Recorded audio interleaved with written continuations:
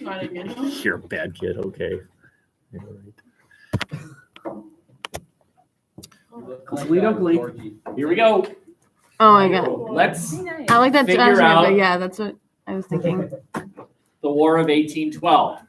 Okay, and it has partly to do with this guy, who is, in my opinion, the greatest Native American threat ever in American history. We've heard of Geronimo, yes, or Sitting Bull, some of these Indians who beat Custer, the idiot Custer, or some of these other people. But this guy is on the Mount Rushmore. He's Washington on the Mount Rushmore. He's the one. And it is because something that he figured out. And I'm wondering if you could figure out what he figured out. So here are the Americans, and they now own land all of the Louisiana area, and here is Tecumseh. He and his tribe lived there. And here are some clues up here. What did he figure out about how you prevent westward expansion? Because that was in his interest, because he's in the way, right? He and his tribe are in the way. Here come the Americans. Block off the waterways. No. Going west. Yes. You have your pencil up, so it looked like you're raising your pencil. Yes. Kill the explorers. No. Go to wall. There's an answer. Go to wall. Go to west. I'm not asking this in a vacuum. Form a confederation. Yes! Form a team. Make a group.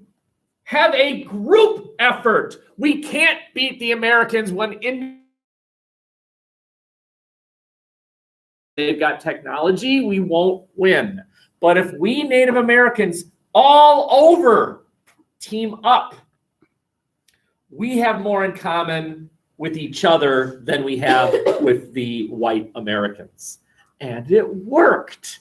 It worked. Tecumseh and the Indian Confederation, that's what they called it, brilliant name, they actually successfully, initially, repelled invasions, excursions by the U.S. military to clear out areas so that they were safe for territorial expansion. It worked!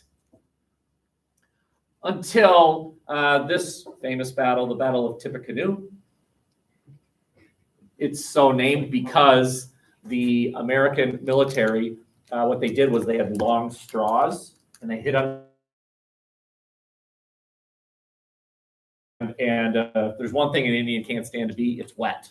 That was it. They got wet. It's like, damn it. Well, let's go, boys. I made all that up. I don't like when you do that, and sometimes I fall for it. I don't know why it's called Tippecanoe. It's probably some town nearby. But that's the battle where Tecumseh's little Indian Confederation, for the time being, fell apart. But he got away. He got away and he fled to Canada. And he would live to fight another day. One other note here, the Battle of Tippecanoe, the American commander was a guy by the name of William Henry Harrison, who would later become president. This is actually kind of a common thing, although not lately. But one way to guarantee future presidential aspirations, join the military. If that were true today, we haven't had somebody in the military. Trump? No. Obama? No. Bush Jr.? Kind of. He was in the Texas National Guard. No, not really. Clinton? No. He was protesting the Vietnam War in Britain. Bush Sr. George Bush Sr. was 17 when he enlisted in the Navy during World War II. Youngest fighter pilot in the U.S. Navy. He was younger than some of you. He was younger than you. Isn't that amazing? And he was a hero. What have you done? Okay. Now, this thing here is just a battle. I don't really care. I don't really even know why I put that there. But anyway, important thing to note here, Tecumseh was the guy's name. What he figured out was you need to form a group. It worked for a while, but at this battle, it ended, but he got away. He got away. and he would live to fight another day. Questions? And that other day was the War of 1812. So we already looked at why the War of 1812. The British, well, I'm not telling you, you tell me. Why did we wage war against Britain in 1812? Why? Give me some reasons. Ships. Yes, they were confiscating, sinking American ships heading towards France. And France was joking the Well, no, they weren't. They stopped. Remember? Yeah. The French stopped. So that- Exactly. Okay. Is that the only reason? Didn't they? Then weren't they still in the French ports? Very good. The British continued to occupy American territory. They weren't. Sorry? They armed the Indians. Very good. Is that it? They burned down the White House during the War of 1812. That wasn't a cause of the war. That was effect of the war, right? I'll add one other. You see this thing called Canada? Looks pretty good. Looks pretty good. Let's go get it. Okay. The War of 1812 represented an American attempt to take over Canada. Okay. The fact that Canada still exists today ultimately leads to a conclusion on your part. The failure of That's right. taking it over. It didn't work. Okay. The War of 1812 is kind of a weird war.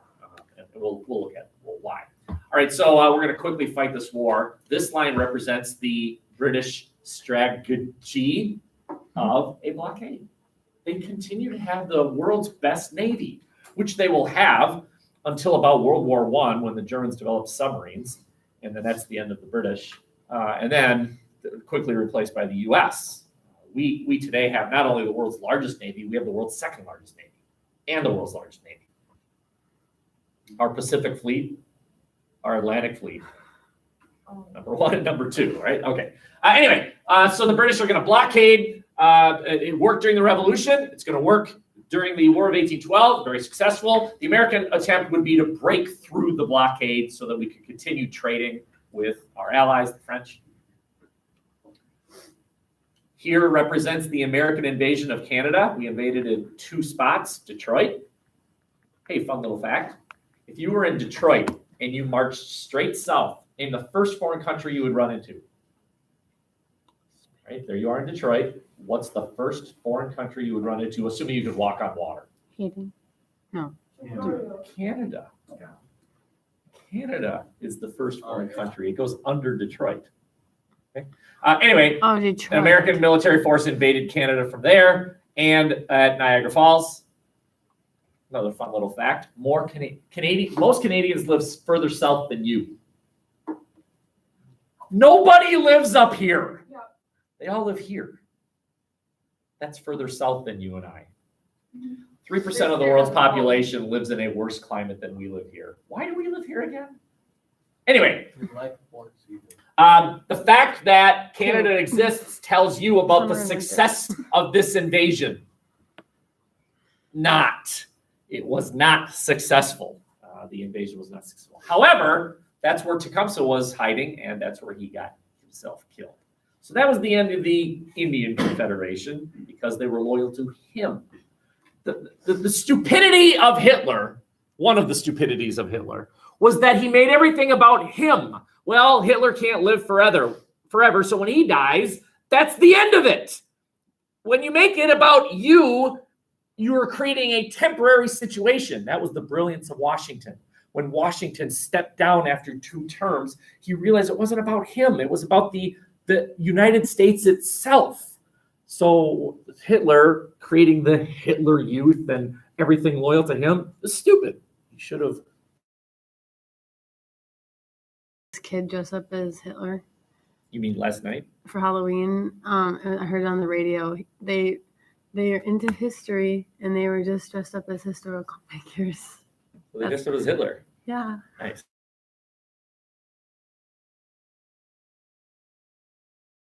Battle of Lake Erie.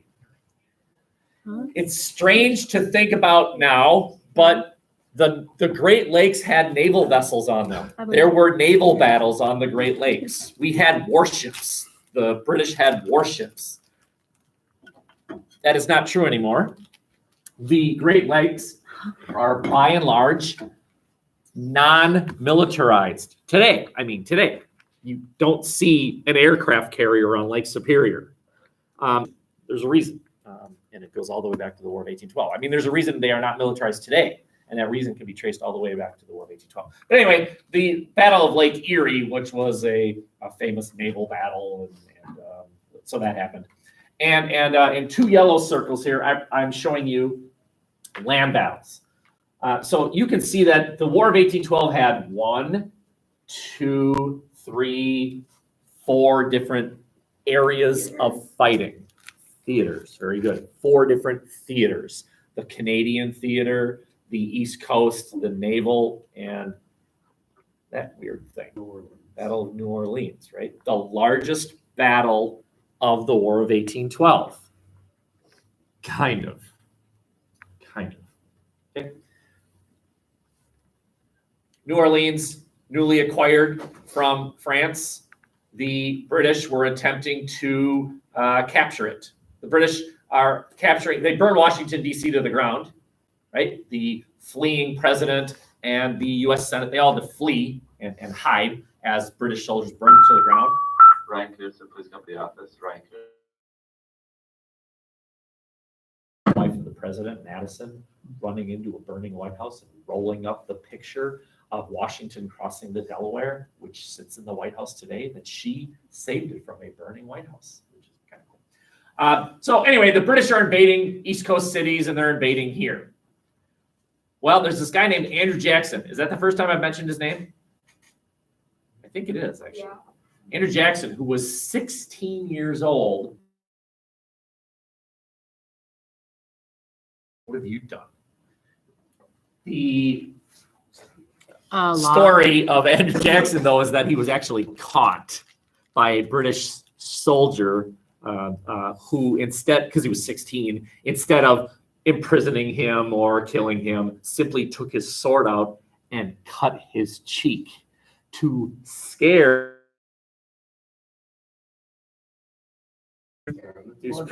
Yeah, that didn't scare him. That made him angry, right? And he was a vengeful sort of guy. He also killed a lot of Indians. Okay, he's an Indian killer, and that's going to bear sort of fruit here in a bit. So he was in command by the War of 1812. He was in command of an American military unit, and his job was to defend New Orleans. Well, you got to get there. You got to get to New Orleans, and you're not going to go by boat. The British will sink you. So it's on land, which is going to take a while. You got to get down there on land. Meanwhile, on the way, there's this chunk of land here. Does anyone recall what was it about this chunk of land right about here? We talked about it before. Louisiana. It was not part of Louisiana. Louisiana is west of the Mississippi River. Why does it look so wide? What? Very good. Okay, so this chunk of land here was settled in a treaty with Spain, Pinckney's Treaty, and it was awarded to the U.S. and it was American territory. But there was a group that lived there, the Creek Indians, and the city of New Orleans. So as Jackson is passing through, the Creek Indians attacked him because they didn't want to be part of the U.S. They wanted to be part of Creek land, Creekistan. They wanted their own land. And so they attacked Jackson, and that didn't go well for them. So Jackson defeated the Creek and then reached New Orleans. And serious butt kicking. Whipped the British. I mean, I've read the ratio, and it's something like for every 1 American soldier killed, 20 British soldiers were killed. It was a serious butt kicking. The guy was a good general. Pretty cold-hearted, but good general.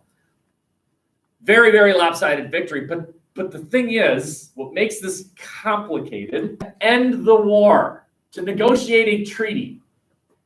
They did. They signed the treaty. They passed the treaty. It's called the Treaty of Ghent. It ended the war. It returned everyone to pre-war conditions. So the British kept Canada, gave up any claims to any land. The British, I would say by this point, finally And someone's got to tell Andrew Jackson how would you like to be a British soldier dying for that? Nothing, right? New Orleans, let's say the British succeeded in capturing New Orleans. The treaty said they would give it up immediately. So it was a meaningless, no, it wasn't a meaningless battle. But as far as the treaty is concerned, it's a meaningless battle. It propelled success of the Americans had no impact on whether or not the Americans would keep the city of New Orleans. They got it anyway. But did it have an impact? Sure it did. It made Jackson a very important figure. That's the main outcome of the Battle of New Orleans. It made Jackson a thing. Let's keep going. So here's the treaty that I just talked about, the Treaty of Ghent. But this is the Hartford Convention. You're welcome. Hartford is where? Connecticut. Connecticut. Let's make another connection here. Or no. The Northeast. That's right. John Adams was everyone. So this really is the beginning of the end of the Federalist Party. That's the major impact here. It's the beginning of the end of the Federalist Party. The party that was anti-war of 1812, well, they're not a patriotic party. Okay. The Treaty of Ghent is the treaty that ended the War of 1812. Treaty of Ghent is the treaty that ended the War of 1812. Okay. Yeah. And it basically said, never mind. It's a never mind treaty. Never mind. I mean, everything goes back to the way it was. The problem with that is it doesn't settle some pressing issues. Like, now that the United States goes all the way to this spot right here, this is the end of Louisiana, right? This whole thing. Where is the border between the United States and Canada? Where is it? The Treaty of Ghent did not answer that question. Should we have warships on the Great Lakes?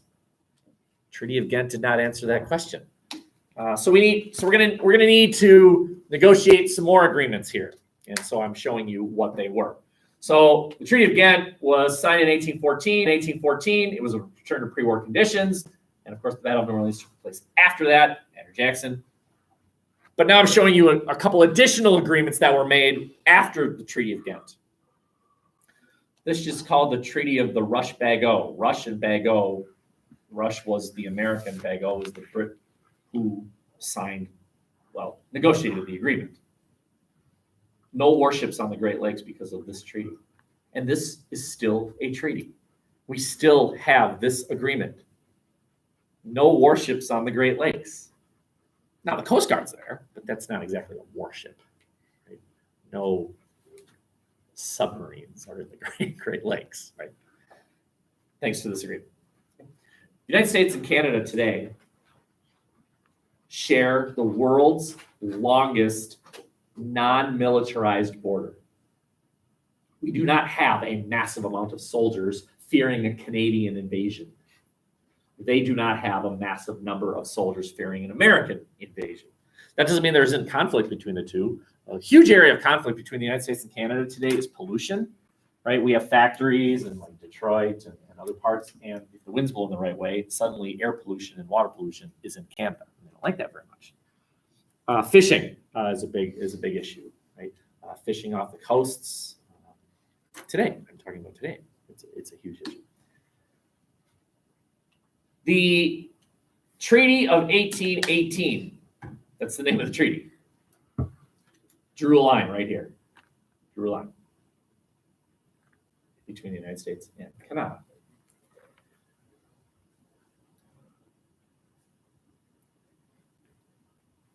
Does anyone know the northernmost point, if you exclude Alaska? What is the northernmost point of the United States today? No. The top of Minnesota. That is exactly right.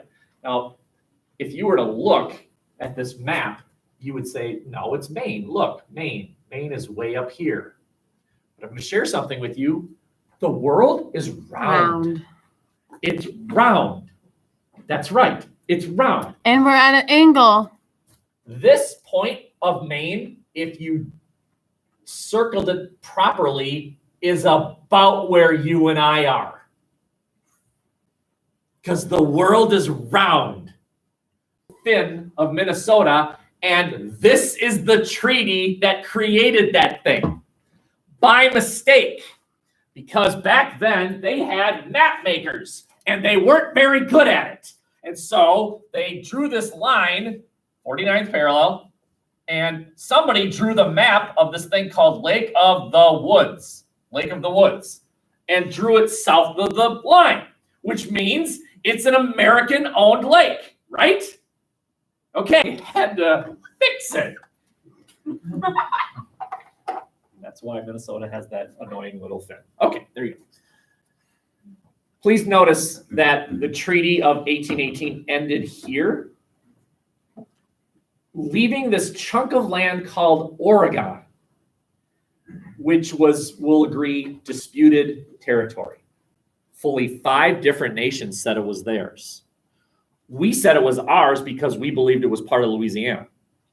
The British said it was theirs because they said, no, it's part of this thing called New Spain.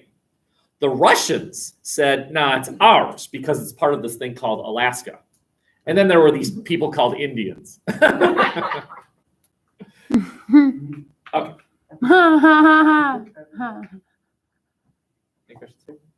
Let's keep going. We are shifting dramatically. Now, we are about to talk about the role of the government. Should the government collect tax money and spend it on things? Which test will this be on?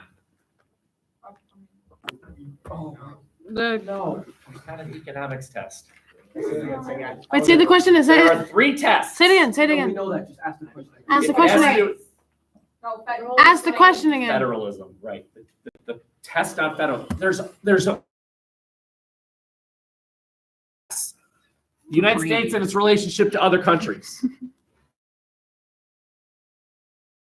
And the taketh awayeth of rights. And the United States, the relationship of the federal government to state governments. That's this. Okay. The American system worked like this.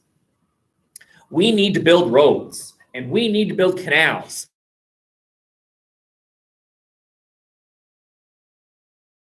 Everyone, even if you don't use it, you still benefit from it. If you still benefit from it, even if you don't necessarily use it, that is known as a public good. So there's that old couple, they live down the road, they're 80 years old. Do they benefit from this building? This building grows fine young men and women who don't kill them. They benefit. You understand? You benefit from, do you know, how many of you have ever been in Edina? How many of you have never been in Edina? You've never been in Edina. You've not been in Edina. Raise your hand if you've not been in Edina. All of you have been in Edina? Why? I doubt you've been in Edina. It's on the west. Okay, fine. There's a road over there. There's a road. It's called 694. 694 goes all the way around the Twin Cities. Did you know you benefit from that road in Edina? Yep. Because there's a company out there and they make things. Red sweatshirts. And they take the red sweatshirt and they transport it to whatever store he bought that red On sweatshirt. 694. You benefit. That makes it a public good. So we need to build those things. Well, how are we going to pay for them? Free for net, please come to the office. Free for net, please come to the office. A tariff. A tariff on imports. The United States would tax imports, making the import more expensive. As a result, you, the American consumer, will buy the American-made product. And to help the company get the American, that is the American system. Tariffs making imports more expensive, so you buy the American product. And if you buy the American product, good for the American economy. If you don't buy the American product, if you buy the import, good. The United States just made money, which they will use to build roads and railroads and canals, so many highways. You heard of this thing called the internet? What a fad. When's that going away? This internet. It is a public good. The internet is a public good. You do not pay for the internet.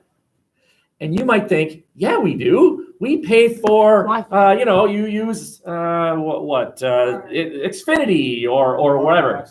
That's not the internet. You pay for access to the internet. You don't pay for that road, but you pay for the car. Try this. Don't buy a car. Walk on it. See how that works. You'll get killed or arrested. Hey, but the road's free. Access to the road is not. You had to buy the vehicle. When you pay for Xfinity or whatever, CenturyLink, you're not paying for the internet. You are paying for access to the internet. If I use the internet without buying access to it, am I going to get killed and arrested?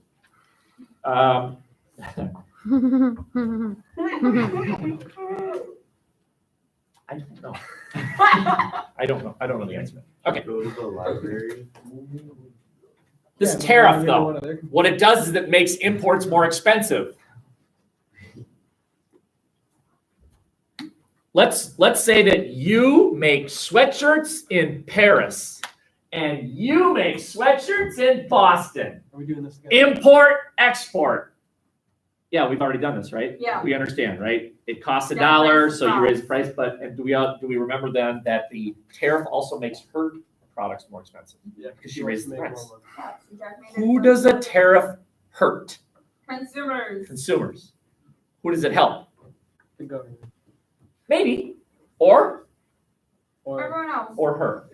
It helps her. Do we know where were most factories in the United States? Big cities. Regionally.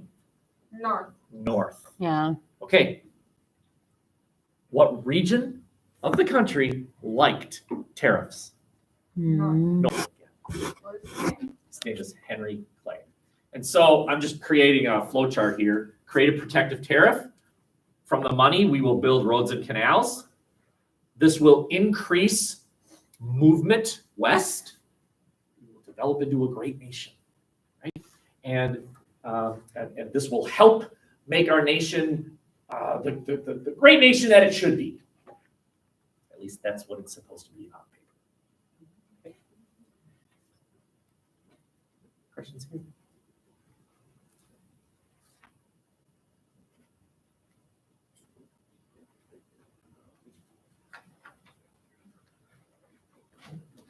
For a while, this was the only source of revenue of the federal government. Does anyone know? Today, what is the primary source of revenue of the U.S. federal government? What kind of taxes? That's what it is. This is a tax. Income tax. Federal income tax. Tax on the income that you should not be paying federal income tax. If any of you are actually paying federal income tax, If you mean you should get all that money back, all of it, because you are a dependent. Unless, do any of you live in your own house that you pay for? No. You should be getting every dime back from federal income tax. You should be getting all that money back because the federal government does not tax dependents, except for Social Security. So those of you who work, when you get your paycheck, when you find the letters FICA, F-I-C-A, that's Social Security. You do get taxed for that. But as far as federal income tax, state income tax, you should not be paying that at all. And they'll take it. You have to ask for it back, though. That's what a tax return is. You have to ask for it back. Okay. If this interests you and you think like, gee, I think I should be getting some money back, you and I can chat later. I can help you. Okay. The end. So we still have 15 minutes. The possibilities abound of what you could be doing here. There's a Kia due tomorrow. There's a paper due. So we did go over the intro.